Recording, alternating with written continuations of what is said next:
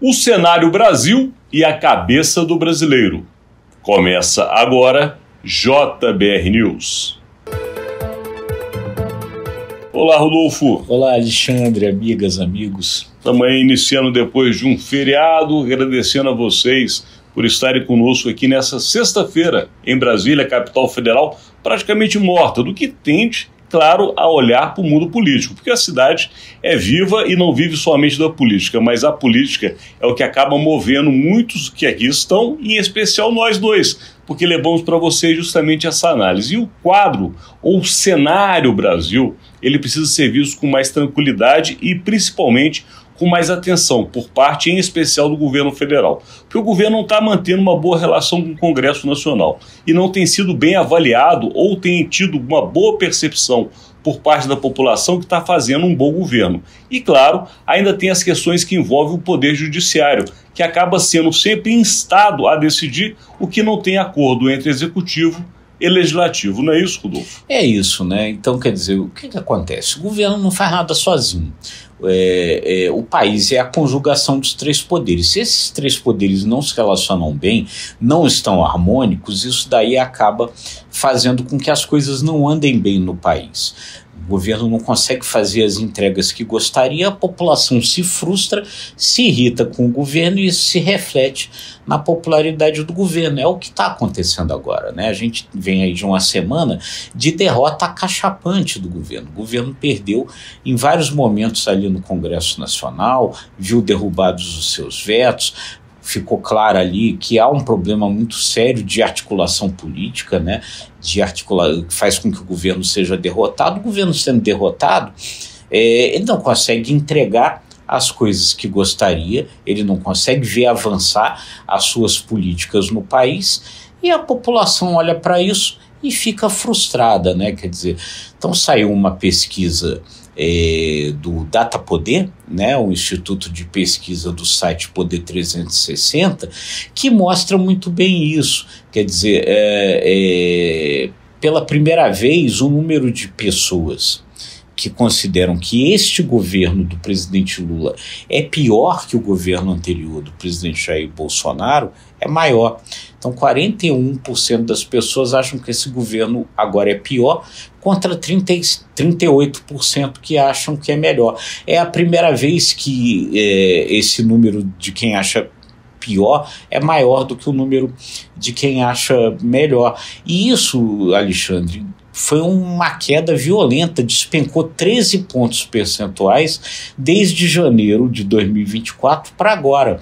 Então, realmente, mostra o seguinte, que a avaliação do governo Lula está piorando muito junto da população. Não, pesquisas, elas sempre mostram para a gente gosta sempre de repetir aqui o retrato de momento. Portanto, o retrato do governo atual e do presidente Lula não está boa.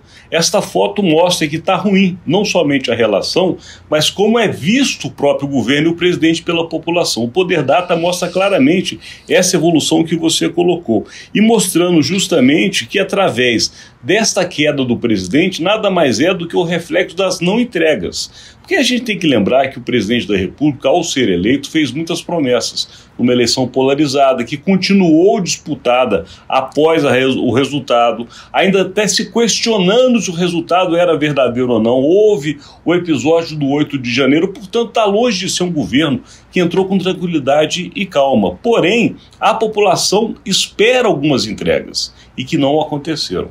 Por quê? Porque nós temos um Congresso de fato que tem um posicionamento próprio, Rodolfo. O Congresso manda, por mais que não se queira acreditar nisso, quem manda no Brasil é o Congresso Nacional. É ruim? Não. Ele representa a população, representa os estados. É importante no equilíbrio de poder que o Congresso tenha força, mas não pode apenas um dos entes, seja executivo, judiciário ou legislativo, ser o detentor de todo o poder. Porque aí, de fato, você não tem uma política pública que envolva a população de modo geral. É isso, né? Quer dizer, o que acontece? Qual é o cenário desse terceiro governo Lula, diferente do cenário dos seus dois governos anteriores? o presidente Lula primeiro pegou, como o Alexandre estava dizendo, um país muito polarizado, né? Existe aí essa pesquisa Datapoder, ela até mostra bem isso, é interessante. A avaliação com relação ao governo Bolsonaro, ela praticamente se mantém, ou seja, ele continua mantendo mais ou menos o recall daquela turma que apoia ele, ela fica praticamente igual. O Lula é que cai, o Lula é que despenca, né? Então, isso é o primeiro dado, quer dizer, o desafio de governar um país assim tão polarizado. A gente viu em governos anteriores o Lula ter popularidade, saiu do seu segundo mandato com a popularidade recorde, o presidente mais popular da história do país. Então esse é o primeiro desafio, como governar nesse país polarizado e como manter essa relação entre os poderes. A gente já falou isso várias vezes aqui, mas é sempre bom frisar. O eleitor brasileiro em 2022 fez a seguinte escolha: escolheu um governo, um poder executivo comandado por um partido de esquerda, e escolheu um Congresso de direita, um Congresso conservador, e mandou que os dois se relacionassem, o que é sempre muito complicado. E o que se viu nas derrotas aí dessa semana é que o governo precisa entender melhor como é que faz essa relação. Não adianta querer ficar peitando o Congresso Nacional, porque isso não vai dar certo. Não somente peitando, Rodolfo, mas também judicializando, porque quando o governo não aceita uma decisão tomada pelo Congresso, como aconteceu inclusive com a desoneração, que foi longamente discutida, debatida, aprovada, com derrubada de veto também, o governo chega e leva para o judiciário. A questão da saidinha dessa semana também deve ser judicializada. Agora, com relação à pesquisa, para ver como as coisas acabam se complementando e se consolidando, uma pesquisa feita pelo Instituto Paraná Pesquisa, somente na cidade de São Paulo, no município da capital paulista, ouvindo eleitores lá, também trouxe o mesmo resultado quando se avalia o governo Lula. Também aconteceu pela primeira vez a inversão entre quem acha ruim e péssimo e bom e ótimo, ou seja, ruim e péssimo, ainda que por um pequeno número de percentual ficou acima do bom e ótimo. O governo Lula, ainda que tenha sido mais aprovado do que desaprovado pelo paulistano, ele está num número que é muito semelhante, é 50,5 contra 45,7. Portanto, os resultados de uma pesquisa ou de outra acabam demonstrando o mesmo cenário. E aí, quando a gente vai para o que você disse com relação à boa relação entre o governo federal e o Congresso Nacional, nós caímos numa outra pesquisa de um outro instituto chamado Quest, que é feita também com avaliações dessa relação e que mostra, através da pesquisa com deputados federais, que o mais bem avaliado no governo federal na interlocução com o Congresso é justamente o ministro da Fazenda, ou seja, as pautas econômicas que são de interesse do Congresso Nacional. Quando se trata dos demais assuntos que o governo tem tomado várias derrotas ou várias pancadas, os articuladores são justamente os mais mal avaliados, que é o chefe da Casa Civil, Rui Costa, e o ministro Alexandre Padilha, de Relações Institucionais. Portanto, aí a gente vê, não está tendo articulação, ou pelo menos quem conversa com o governo não gosta com quem está conversando. Aí você vê, quando coincide esses interesses do Congresso com os do governo, no caso da reforma tributária, por exemplo, de outras pautas econômicas, as coisas avançam.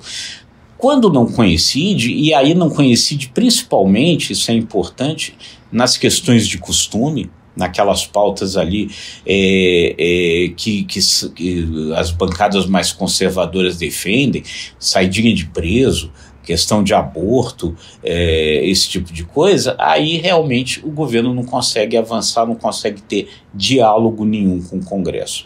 Esse é o cenário do país, esse cenário precisa ser entendido. E essa cabeça do brasileiro que vai votar neste ano em eleições municipais. Portanto, a atenção do mundo político é como está sendo percebido não somente a atuação do governo, mas principalmente a popularidade do presidente. E daqui a gente encerra este conteúdo de hoje, agradecendo a sua audiência. É isso aí, gente.